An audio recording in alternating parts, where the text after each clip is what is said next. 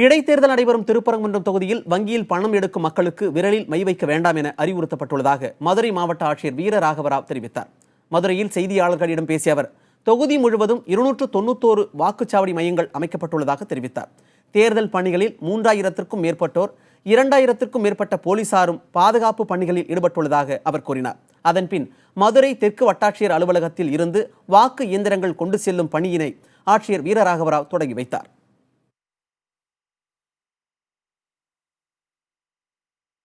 இந்த indelible ink mark பேங்க்ஸில் வைக்கிறது ஏற்கனவே banking officials, banking district coordinators and lead district manager அனைவருக்கும் instruction வழங்கியிருக்கிறோம்.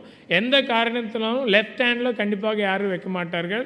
And within the constancy avoid பண்ண சொல்லி ஏற்கனவே இன்ஸ்ட்ரக்ஷன் கொடுத்துருக்குறோம்.